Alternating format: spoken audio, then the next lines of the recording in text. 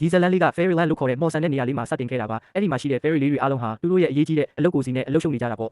Fairy လေးတိုင်းမှာမတူညီတဲ့ထူးခြားတဲ့စွမ်းအားကိုစီရှိကြပါတယ်တချို့ကရေကိုထိန်းချုပ်နိုင်ပြီးတချို့ကတော့အလင်းကိုထိန်းချုပ်နိုင်ကြတယ်တခြားသူတွေမှာလည်းမတူညီတဲ့အထူးစွမ်းရည်တွေရှိကြတာပေါ့ဒီ Fairy လေးတွေဟာသူတို့ရဲ့စွမ်းအားတွေကိုအတူတူအသုံးပြုပြီးတော့ Fairyland ကိုပိုပြီးလှပအောင်ဖန်တီးကြတယ်လို့အပြင်ကအန်ရတွေကနေလည်းကာကွယ်ပေးကြပါတယ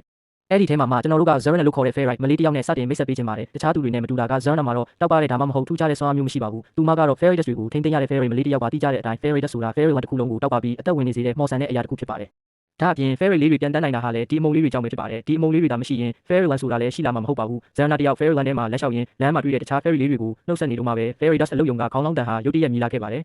ဒီအလုပ်ယုံဟာမော်မုံတွေကိုတိရွက်တေးလေးတွေထဲထည့်ပို့ပြီး Fairyland ရဲ့နေရာအသီးသီးကိုပို့ဆောင်ပေးတဲ့နေရာတစ်ခုပါခေါင်းလောင်းတန်ကိုကြားလိုက်ရတာနဲ့ Zerna လည်းအလုပ်ယုံတွေကိုအမြန်ပြေးဝင်သွားပြီးတခြား Dusty Fairy လေးတွေနဲ့အတူအမုံတွေကိုစတင်ထုတ်ပိုးပါတော့တဲ့ဆက်စုချင်းစိတ်နဲ့ Zerna ဟာသူမရဲ့စပင်တွေကိုမော်မုံလေးတွေနည်းနည်းလောက်တိတ်တဆိတ်ထူလိုက်ပါတယ်အဲ့ဒီအချိန်မှာပဲသူမရဲ့စပင်တွေဟာလေထဲမှာရုတ်တရက်လွတ်ပြန်လာခဲ့ပါတယ် Zerna ကတော့စိတ်လှုပ်ရှားပြီးပျော်နေပေမဲ့တခြား Dusty Fairy တွေကတော့သူမကိုကြည့်ပြီးအံ့အားသင့်ထိတ်လန့်သွားကြပါတယ်ဘာဖြစ်လို့လဲဆိုတော့ Fairyland မှာရှိတဲ့ Fairy လေးတွေဟာစီကံတွေကိုတိတိကျကျလိုက်နာကြလို့ပါပဲစီကံဖောက်ဖျက်တာမျိုးကိုဘယ်သူမှမလုပ်ဘူးကြပါဘူးဒါပေမဲ့ Zerna ကတော့တခြားသူတွေနဲ့မတူပါဘူးသူမကအရန်ကိုဆက်စုတက်တဲ့သူမျိုးပါသူမဟာစီကံတွေကိုနည်းနည်းပါးပါးချိုးဖောက်ရမယ်ဆိုရင်တော့အတစ်တစ်တွေကိုစမ်းတက်ကြည့်ရတာနဲ့ရှာဖွေရတာကိုသဘောကျတဲ့သူပါအဲ့ဒီအချိန်မှာပဲ Dusty Fairy ရဲ့ခေါင်းဆောင်ရောက်လာပါတယ်သူ့နာမည်က Dory လို့ခေါ်ပါတယ် Dory က Zerna ကိုတီးတန့်ခေါ်ထုတ်သွားပြီး Blue Dust လို့ခေါ်တဲ့အရန်ကိုရှားပါတဲ့အရာတစ်ခုအကြောင်းပြောပြခဲ့ပါတယ်အဲ့ဒါကတော့မော်မုံတွေကိုအစပေါင်းများစွာပွားနိုင်တဲ့စွမ်းအားကြီးတဲ့အမုံတစ်မျိုးပဲဖြစ်ပါတယ် Dory ဟာ Zerna ကိုယုံကြည်ထားပြီးသူမဟာဒီနေ့မှာ Blue Dusty Fairy ရောက်ဖြစ်လာနိုင်တဲ့အရေးချင်းရှိတယ်လို့ယူဆထားပါတယ်အမြဲတမ်းဆက်စုတက်တဲ့ Zerna က Fairy Dust တွေကဘာလို့အမြဲတမ်းရွှေရောင်ပဲဖြစ်နေရတာလဲခင်ခရမ်းရောင်ဒါမှမဟုတ်ပန်းရောင်ဘာလို့မဖြစ်နိုင်တာလဲလို့သူ့ကိုမေးလိုက်ပါတယ် Dory ကသူမကိုအလေးနဲ့တတိပေးလိုက်တာကတော့ငါတို့က Dusty Fairy လေအမုံတွေနဲ့ပတ်သက်ပြီးဘယ်တော့မှစမ်းတက်တာမျိုးမလုပ်ရဘူးတေးငယ်တဲ့ပြောင်းလဲမှုတစ်ခုကတော့အရန်ကိုအန်ရကြီးနိုင်နေတဲ့ဒါပေမဲ့ Zerna ကတော့အကုန်လုံးကိုနားမထောင်ခဲ့ပါဘူးသူမဟာတိတ်တဆိတ်ပဲသူမရဲ့လက်ပတ်ပေါ်ကိုရွှေရောင်အမုံတွေဖြူလိုက်ပြီး Blue Dust ဆက်ငယ်ကိုထည့်လိုက်ပါတယ်ရုတ်တရက်ဆိုသလိုပဲအဲ့ဒီအမုံတွေဟာထိမ့်မနိုင်သိမ့်မရအောင်မြဲမြဲဆန်ဆန်ပွားလာပါတော့တဲ့အမုံတွေဟာလေထဲမှာယူသွစွာလက်ပတ်နေရင် Gary ရဲ့ခေါင်းကိုသွားမှန်ပြီးသူ့ကိုလဲကျသွားစေခဲ့ပါတယ်ဒါကိုမြင်လိုက်ရတဲ့ Gary ဟာအရန်ကိုဒေါသထွက်သွားပါတော့တယ်သူက Zerna ကိုနောက်တစ်ခါဘယ်တော့မှထပ်ပြီးမစမ်းတက်ဖို့ပြပြတတတတိပေးလိုက်ပါတော့တယ်စိတ်နှလုံးကြေကွဲစွာနဲ့ပဲ Zerna တယောက်အိမ်ကိုပြန်လာခဲ့ပါတယ်ဒီနေ့သမီးလေးဟာသူ့ကိုယ်သူအသုံးမကျတဲ့သူတယောက်လိုခံစားနေရတာပေါ့သူစမ်းတက်ခဲ့တဲ့မြတ်တစ်ခုမှလည်းအောင်မြင်မလာခဲ့ပါဘူးအနည်းဆုံးတော့ဒါဟာသူယုံကြည်ထားတဲ့အရာပေါ့အဲ့ဒီညနောက်ပိုင်းမှာတော့ Zerna ကသူ့ရဲ့စမ်းတက်မှုမှတ်တမ်းစာအုပ်ကိုလှန်လောကြည့်နေတော့မှပဲသူ့ရဲ့စပင်ကြားထဲကနေအပြာရောင်ဖုံမုံလေးတစ်စကလေးကျလာခဲ့ပါတယ်အဲ့ဒီအချိန်မှာပဲ Zerna ရဲ့မျက်လုံးလေးတွေဟာဝင်းလက်သွားခဲ့တာပေါ့ရွှေရောင်ဖုံမုံနဲ့အပြာရောင်ဖုံမုံနှစ်မျိုးလုံးကိုသုံးပြီးတော့သူဟာမော်ဆန်တဲ့ဖုံမုံအသစ်ဆက်ဆက်တစ်ခုကိုဖန်တီးလိုက်ပါတယ်ဒါဟာအလင်းနဲ့သမီးတွေပဲလုံနိုင်တဲ့အလင်းကိုထိန်းချုပ်နိုင်တဲ့စွမ်းအားမျိုးကိုသူ့ကိုပေးစွမ်းနိုင်တာပါအရန်ကိုဝမ်းသာသွားတဲ့ Zerna ဟာသူ့ရဲ့တငယ်ချင်း Tank Fairy ကိုသူ့အိမ်ကိုဖိတ်ခေါ်လိုက်ပါတယ်သူတို့နှစ်ယောက်အတူတူစမ်းတက်ကြရင်းနဲ့အယောင်စုံလင်လာတဲ့နတ်သမီးဖုံမုံတွေကိုဖန်တီးခဲ့ကြတာပေါ့ဒါကိုမြင်လိုက်ရတဲ့ Tank Fairy ဟာလုံးဝကိုအံ့အားသင့်သွားခဲ့ပါတယ် Fairyland မှာဆိုရင်နတ်သမီးတဦးချင်းစီရဲ့စွမ်းအားတွေဟာတတ်မှတ်ထားတဲ့အယောင်တစ်ခုစီနဲ့ဆက်နွယ်နေတာပါအခု Zerna ဖန်တီးလိုက်တဲ့ဖုံမုံအသစ်တွေကတော့တကယ်နတ်သမီးတွေရဲ့စွမ်းအားအတိုင်းအစွမ်းထက်နေတာကိုတွေ့လိုက်ရပါတယ်ဒါပေမဲ့စိတ်လှုပ်ရှားမဲ့အစား Tank Fairy ကတော့ကြောက်ရွံ့မှုကိုပဲခံစားနေရတာပါဒီစမ်းသပ်မှုတွေကိုရပ်တန့်ဖို့အတွက် Zerna ကိုသူကအနုညွတ်တောင်းပန်ခဲ့ပါတယ်ဒါပေမဲ့ Zerna ကတော့သူ့ရဲ့တတိပေးချက်ကိုလျစ်လျူရှုခဲ့တာပေါ့ရုတ်တရက်ဆိုသလိုပဲမတော်တဆဖြစ်ပြီးတော့အဲ့ဒီမော်ဖုံမုံတွေဟာအနားမှာရှိတဲ့အပင်ငယ်လေးပေါ်ကိုဖိတ်ဆင်သွားခဲ့ပါတယ်စက္ကန့်ပိုင်းတွင်းမှာပဲအဲ့ဒီအပင်လေးဟာထိမ့်မနိုင်သိမ့်မရပဲတဖြည်းဖြည်းနဲ့ကြီးထွားလာပြီး Zerna ရဲ့အိမ်ကိုဖျက်ဆီးလိုက်တယ်လို့ဖုံမုံထုတ်လုပ်တဲ့ workshop ကိုလည်းလုံးဝပျက်စီးသွားစေခဲ့ပါတယ်ဒီလိုရှုပ်ထွေးပျက်စီးသွားတာတွေကိုမြင်လိုက်ရတဲ့ Gary ဟာအကြီးကျယ်ဒေါသထွက်သွားခဲ့ပါတယ်အဲ့ဒီအချိန်မှာပဲတခြားနတ်သမီးလေးတွေနဲ့အတူဘရင်မကြီး Clarence ကိုယ်တိုင်ရောက်ရှိလာခဲ့ပါတယ်ဒေါသထွက်နေတဲ့ Gary က Zerna ဟာ Fairyland အတွက်အန္တရာယ်ရှိတဲ့သူလို့ကြေညာလိုက်ပြီးချက်ချင်းထွက်သွားဖို့အမိန့်ပေးလိုက်ပါတယ်ဒါကိုကြားလိုက်ရတဲ့အခါမှာတော့ Zerna တယောက်ရင်ခွဲမတက်ခံစားလိုက်ရတာပေါ့မျက်ရည်တွေနဲ့အတူသူ့ရဲ့ပစ္စည်းတွေကိုထုတ်ပိုးပြီးတော့ Fairyland ကနေတယောက်တည်းထွက်ခွာသွားခဲ့ပါတယ်တနေ့အကြာမှာတော့နှစ်စဉ်ကျင်းပမြင့်ဖြစ်တဲ့ Grand Festival ကြီးစတင်တော့မှမို့ Fairyland တစ်ခုလုံးဟာစိတ်လှုပ်ရှားမှုတွေနဲ့တက်ဝင်လှုပ်ရှားနေပါ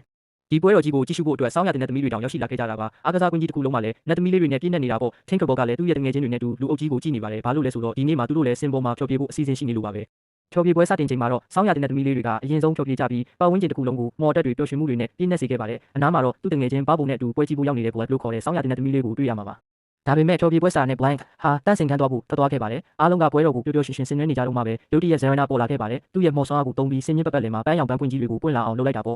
ါ့အဲ့ဒီပန်းပွင့်ကြီးတွေတဲကနေပန်းရောင်နတ်သမီးဖုံမုံတွေဟာပွဲကြည့်နေတဲ့သူတွေပေါ်ကိုမိုးရွာသလိုကျဆင်းလာခဲ့ပါတယ်နတ်သမီးလေးတွေတည်းမကပဲ Fairyland ရဲ့ဘရင်နဲ့ဘရင်မကြီးတို့ပါဒီလပတဲ့မြင်ကွင်းကြောင့်သဘောကျနေခဲ့ကြတာပါဒါပေမဲ့ Rosetta ကတော့တခုခုမားနေပြီဆိုတာကိုရိပ်မိလိုက်ပါတယ်သူ့ရဲ့ပင်ကိုအသိစိတ်ကိုယုံကြည်ပြီးတော့ Rosetta ဟာသူ့တငယ်ချင်းတွေနဲ့အတူတစ်တာကြီးတစ်ခုထဲမှာပုံအောင်လိုက်ပါတော့တယ်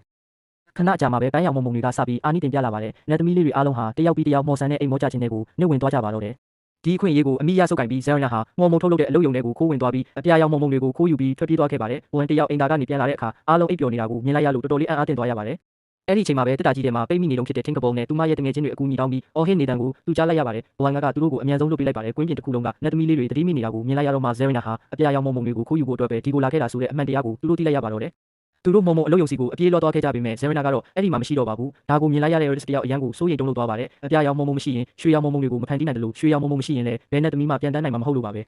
Zerna တယောက်မြစ်ဘက်ကိုဥတီသွားနေတာကိုမြင်လိုက်ရတယ်လို့ Blanche ကပြောပြနေချိန်မှာတခြားနတ်သမီးလေးတွေက Radish ကိုနှက်သိမ့်ပေးနေကြပါတယ် Tinkerbell က Blanche ကိုအိပ်ပျော်နေတဲ့နတ်သမီးလေးတွေကိုစောက်ရှောက်ပေးဖို့တာဝန်ပေးခဲ့ပြီးသူမနဲ့ကျန်တဲ့သူတွေကတော့ Zerna ကိုတားဆီးဖို့ထွက်ခွာခဲ့ကြပါတယ် မကြခင်မှာပဲသူတို့ရှိမှာဇရနာကိုလှမ်းမြင်လိုက်ရပေမဲ့သူမကအရန်ကိုမြင်မြတ်ဆက်ဆံရွေးလျားနေတာပါသူတို့ဖမ်းမိခါနီးမှာပဲဇရနာကပင်လယ်ဓာပြတစုနဲ့အတူလှေသေးလေးတစ်စီးပေါ်တက်သွားပြီးသူတို့ရဲ့ပင်လယ်ဓာပြတင်မောကြီးစီကိုဦးတည်သွားပါတော့တယ်ဇရနာကိုပင်လယ်ဓာပြတွေနဲ့အတူတွေ့လိုက်ရတော့ Tinkerbell ကသူမကိုပင်လယ်ဓာပြတွေပြန်ပေးဆွဲသွားပြီးအပြာရောင်မုံမုံတွေကိုအတင်းအကျပ်ခိုးခိုင်းတာလို့ထင်သွားခဲ့ပါတယ်သူမရဲ့တငယ်ချင်းကိုကဲတင်ဖို့ဆုံးဖြတ်ထားတဲ့ Tinkerbell နဲ့ကျန်တဲ့သူတွေဟာလှေသေးလေးတစ်စီးနဲ့နောက်ကနေလိုက်သွားကြပြီးမြဲတင်မောစီကိုရောက်တဲ့အခါမှာတော့တုံလို့စရာကောင်းတဲ့အမှန်တရားကိုတွေ့လိုက်ရပါတယ်အဲ့ဒါကတော့ဇရနာဟာပြန်ပေးဆွဲခံရတာမဟုတ်ဘူးဆိုတာပါပဲသူမကအဲ့ဒီပင်လယ်ဓာပြတွေရဲ့ဗိုလ်ချုပ်ဖြစ်နေတာပါနတ်သမီးလေးတွေတော်တော်လေးစိတ်ပြအားငယ်သွားကြပါတယ်သူတို့ဟာဇရနာနဲ့ပင်လယ်ဓာပြတွေကိုတိုက်ခိုက်ခဲ့ကြပြီးပြင်းပြင်းထန်ထန်ရုန်းကန်ပြီးတဲ့နောက်မှာတော့အပြာရောင်မုံမုံတွေကိုပြန်လူပြီးထွက်ပြေးနိုင်ခဲ့ပါတယ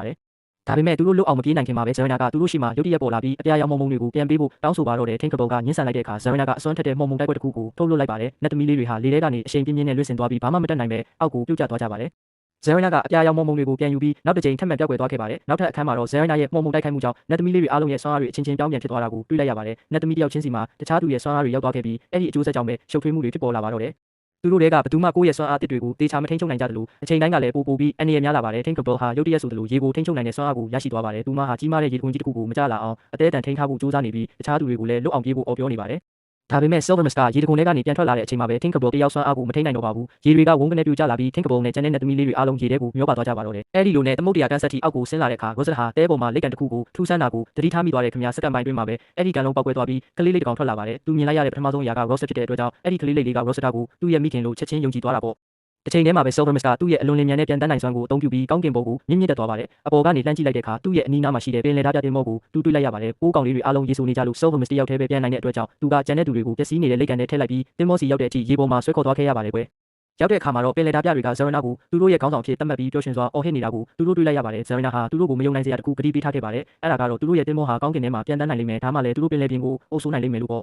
့မကြခင်မှာပဲတင်မောဟာ Scarlet ကိုရောက်ရှိသွားပါတယ်အဲ့ဒီမှာဇရနာကသူ့ရဲ့ပုံမှုဆိုင်ကန်းကိုတိစောက်ထားခဲ့တာပါအဲ့ဒီအပြာရောင်ပုံမှုကိုအသုံးပြုပြီးဇရနာဟာရွှေရောင်ပုံမှုအများကြီးကိုဖန်တီးဖို့စတင်လိုက်ပါတယ်အဲ့ဒီပမာဏကတင်မောကိုလေထဲမှာမြင့်တင်နိုင်လောက်အောင်လုံလောက်ပါတယ်လေပိုးကောင်လေးတွေဟာတိုးဝက်တိတ်တိတ်လေးတင်မောတွေကိုချောင်းမြောင်းဝင်ရောက်ပြီးဇရနာကအပြာရောင်ပုံမှုကိုတင်ထားတဲ့နေရာစီကိုသူတို့ရဲ့လမ်းကြောင်းပေါက်ကြပါတယ်ဇရနာဟာဂျေမင်းနဲ့စကားပြောနေတော့အာယုံလွှဲနေချိန်မှာပိုးကောင်လေးတွေကအပြာရောင်ပုံမှုကိုခိုးဖို့ကြိုးစားကြပါတယ်ဒါပေမဲ့သူတို့ရဲ့ဆွမ်းအားတွေကမရောထွေးသေးတဲ့အတွက်ကြောင့်သူတို့ပြက်ကွက်သွားပြီးဇရနာကသူတို့ကိုဖမ်းမိလိုက်ပါတယ်သူ့ရဲ့အချက်ပေးလိုက်တာနဲ့ပင်လယ်ဓာပြတစ်ယောက်ကပိုးကောင်လေးတွေအားလုံးကိုဖမ်းဆီးပြီးတတူလောင်အိမ်ထဲမှာပိတ်လောင်လိုက်ပါတယ်နော်ဇရနာဟာရွှေရောင်ဖုံမုံကိုအောင်မြင်စွာဖန်တီးလိုက်တဲ့အခါပင်လယ်ဓာပြတွေကစိတ်လှုပ်ရှားစွာအော်ဟစ်ကြပါတယ်ဂျေးမ်ကအဲ့ဒီဖုံမုံကသူတို့ကိုဘယ်လိုပြန်တန်းနိုင်စေမလဲလို့မေးပါတယ်တက်တည်ပြဖို့အတွက်ဇရနာကဂျေးမ်ရဲ့အပေါ်ကိုရွှေရောင်ဖုံမုံကိုပတ်ဖြန်းလိုက်ပြီးလေထဲမှာဘယ်လိုပြန်တန်းရမယ်ဆိုတာတင်ပေးလိုက်ပါတယ်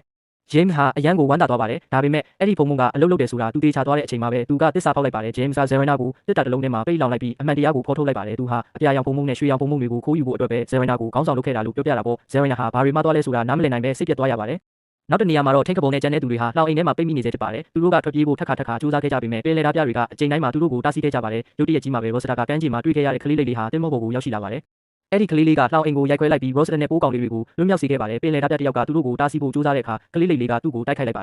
တယ်အဲ့ဒီအခြေအနေကိုအခွင့်ကောင်းယူပြီးပိုးကောင်လေးတွေထွက်ပြေးလွတ်မြောက်သွားကြပါတယ်သူတို့ဟာတင်မောတွေကိုနောက်တစ်ချိန်ချောင်းမြောင်းဝင်ရောက်ပြီးအပြာရောင်ဖုံမုံကိုတင်ထားတဲ့နေရာကိုရောက်သွားကြပါတယ်သူတို့အဲ့ဒါကိုယူဖို့လုပ်နေတော့မှပဲ James ရဲ့အတန်ကိုကြားလိုက်ရပါတယ်သူကအပြာရောင်ဖုံမုံကိုပြန်မပေးရင်လောင်အိမ်ထဲမှာပိတ်မိနေစေဖြစ်တဲ့ဇရနာကိုသမုတ်တရားတွေကိုပြစ်ချမယ်လို့ချိန်ချောက်ပါတယ်ဒါကိုမြင်လိုက်ရတဲ့အခါ Tinkerbell ဟာနာကျင်စရာရွေးချယ်မှုတစ်ခုကိုပြုလုပ်လိုက်ပါတယ်သူကအပြာရောင်ဖုံမုံကိုသူ့နေရာမှာပြန်ထားလိုက်ပါတယ် James ကဖုံမုံကိုယူသွားပြီးသူ့ရဲ့တင်မောပေါ်မှာရွှေရောင်ဖုံမုံကိုပတ်ဖြန်းကကောင်းကင်ထဲကိုပြန်တက်ထွက်ခွာသွားပါတော့တယ်ပြီးတော့တိုးဆုပ်ခြင်းမရှိဘဲသူ့ရဲ့လောင်အိမ်ထဲမှာရှိနေစေဖြစ်တဲ့ဇရနာကိုအောက်ကသမုတ်တရားတွေကိုပြစ်ချလိုက်ပါတယ်ခင်ဗျာဒါပေမဲ့ဇရနာမနစ်မြော့ခင်မှာပဲ Tinkerbell နဲ့တခြားပိုးကောင်လေးတွေဟာအမြန်ဆုံးပြေးဝင်လာပြီးအချိန်မီကဲတင်လိုက်ကြပါရောလားဇရနာဟာစိတ်နှလုံးကွဲနေပါပြီမှားယွင်းခဲ့တဲ့များအားလုံးဟာသူမရဲ့အပြစ်လို့ပဲသူယုံနေတာပေါ့သူမရဲ့ဝေဒနာကိုမြင်လိုက်ရတဲ့အခါတခြားသောပြန်တန်းနေတဲ့တရဝါလေးတွေကသူမကိုနှစ်သိမ့်ကြတယ်လှုပ်ပြီးသွားတာတွေကပြီးသွားခဲ့ပြီမို့လို့အခုချိန်မှာမှန်ကန်အောင်ပြန်ပြင်ဖို့ပဲလိုတယ်လို့တတိပေးကြတယ်နော်စိတ်ပိုင်းထက်လိုက်ကြတဲ့အခါသူတို့တွေဟာ James ရဲ့ပင်လယ်ဓမြတင်မောစီကိုအပြာရောင်အမှုန့်တွေကိုပြန်လည်ရယူဖို့နောက်တစ်ချိန်ပြန်သွားကြပါရောပြန်တန်းနေတဲ့တရဝါလေးတွေနဲ့ပင်လယ်ဓမြတွေကြားမှာပြင်းထန်တဲ့တိုက်ပွဲကြီးတစ်ခုပေါ်ပေါက်လာခဲ့တယ်ဒါပေမဲ့ပြန်တန်းနေတဲ့တရဝါလေးတွေဟာပင်လယ်ဓမြတွေနဲ့နှိုင်းယှဉ်ရင်အရွယ်စားသေးလုံးလာကြောင့်နေရာယူဖို့ခက်ခဲနေကြရပါ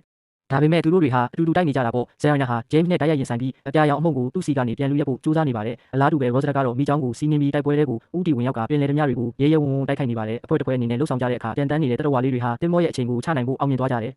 Silvermist ကသူမရဲ့စွမ်းအားကိုအသုံးပြုပြီးသမုတ်တရားတွေကနေထူထဲလာတဲ့ပင်လယ်ပင်တွေကိုဆွဲထုတ်ပြီးအချိန်ကိုတင်းတင်းကြပ်ကြပ်ပတ်လိုက်ပါတယ်တင်မောဟာတစ်ဖက်ကိုစောင်းစောင်းလိုက်လာတော့တာပါပဲဒါပေမဲ့ James ကရဲရဲတောက်အဲ့ဒီပင်တွေကိုခုတ်ဖြတ်ပစ်လိုက်ပါတယ်ဒီရှုပ်ထွေးမှုတွေကြားထဲမှာပဲအလွန်ကြီးမားတဲ့အဝိစာကြီးတစ်ခုကပြန်တန်းနေတဲ့တရဝါလေးတွေအားလုံးပေါ်ကိုကြားရောက်သွားပြီးသူတို့ကိုတပြိုင်နက်တည်းဖမ်းဆီးလိုက်ပါရေ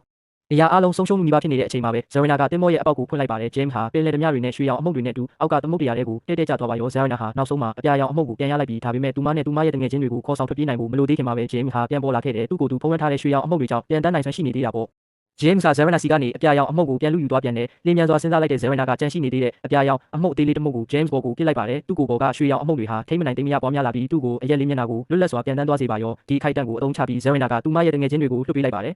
သူတို့အားလုံးအတူတူပူးပေါင်းပြီး James ရဲ့ကိုယ်ပေါ်ကရွှေရောင်အမှုန့်တွေကိုပုတ်တိုက်ဖယ်ရှားလိုက်ကြတယ်ဒါနဲ့တပြိုင်နက်တည်းမှာပဲသူဟာပြန်တန်းနိုင်စွမ်းကိုဆုံးရှုံးသွားပါရောအပြာရောင်အမှုန့်တွေဟာနောက်ဆုံးမှာလုံခြုံသွားတဲ့အခါ Zarana နဲ့ပြန်တန်းနေတဲ့တရဝါလေးတွေဟာအလုံးပျော်ရွှင်သွားကြတယ်သူတို့ဟာ James နဲ့ပင်လယ်ဓမြတွေကိုသမုဒ္ဒရာထဲမှာခြံထားခဲ့ပြီးပင်လယ်ဓမြတင်မောနဲ့အတူလှော်ခတ်ထွက်ခွာသွားကြပါရောနောက်မှာတော့ Fairyland ကိုပြန်ရောက်သွားကြတယ်အဲ့ဒီမှာလူတိုင်းဟာအိပ်ပျော်နေကြတော့မှာပဲရွှေရောင်အမှုန့်တွေကိုအသုံးပြုပြီး Zarana ဟာပြန်တန်းနေတဲ့တရဝါလေးတွေကိုတယောက်ချင်းစီအသားအရာနိုးထားစေပါတယ် Fairyland မှာ Zarana ကိုပြန်မြင်ရတဲ့အခါ Gary ဟာဝမ်းသာမှုတွေနဲ့ပြည့်ရှံသွားတာပေါ့ Zarana ဟာအပြာရောင်အမှုန့်တွေကို Queen Clarion ကိုလေးလေးနက်နက်လှမ်းပေးလိုက်ပါတယ်တခြားပြန်တန်းနေတဲ့တရဝါလေးတွေက Queen ကို Zarana ရဲ့အမကန်မော်ပညာနဲ့တီထွင်ဖန်တီးနိုင်စွမ်းကြောင်းပြောပြကြတဲ့အခါ Queen Clarion က Zarana ကိုအထူးရှိုးပွဲတစ်ခုတင်ဆက်ဖို့တောင်းဆိုလိုက်ပါတယ်တခြားပြန်တန်းနေတဲ့တရဝါလေးတွေနဲ့တူ Zarana ဟာရင်သက်ရှုမုန်းဖွယ်ကောင်းတဲ့အယောင်အလင်းနဲ့မော်ပညာတွေရဲ့ပြပွဲတစ်ခုဖြစ်တဲ့အလွန်ကောင်းမွန်တဲ့တင်ဆက်မှုကိုပြုလုပ်ခဲ့ကြပါတယ်ဒီရှိုးပွဲကိုကြည့်ရှုနေတဲ့ Fairyland ကပြန်တန်းနေတဲ့တရဝါလေးတိုင်းဟာပျော်ရွှင်စွာပြုံးနေကြပြီးနောက်ဆုံးမှာတော့ Zarana ဟာအမှုန့်ထိန်သိမ်းသူတယောက်အနေနဲ့တင်မကပဲ Fairyland ကိုထာဝရပြောင်းလဲပစ်လိုက်တဲ့ပြန်တန်းနေတဲ့တရဝါလေးတယောက်အနေနဲ့သူ့နေရာကိုရှာတွေ့သွားပါပြီ Zarana ဟာ Fairyland ကိုပြောင်းလဲပြည့်ုံတာမကပါဘူးတည်ကျင်စိတ်ရဲရင်မှုနဲ့ကျေးဇူးတည်တတ်မှုတွေဟာအမားတွေကိုအံ့ဖွယ်အမှုတွေဖြစ်ပြောင်းလဲနိုင်တယ်ဆိုတာကိုပါသက်သေပြခဲ့တာပါပဲတခါတရံမှာစီးမြင့်တွေကိုချိုးဖောက်သူတွေဟာအရာတစ်တွေကိုဖန်တီးဖို့ရည်ရွယ်ထားသူတွေဖြစ်တတ်ကြပါတယ်ဒီမော်ဆန်တဲ့ခီးကတင့်နှလုံးသားကိုထိတွေ့ခဲ့တဲ့ဆိုရင်ဒီလိုလှပတဲ့ဇာတ်လမ်းတွေထပ်မံရရှိဖို့အတွက်ဒီဗီဒီယိုကို like share လုပ်ဖို့မမေ့ပါနဲ့နော်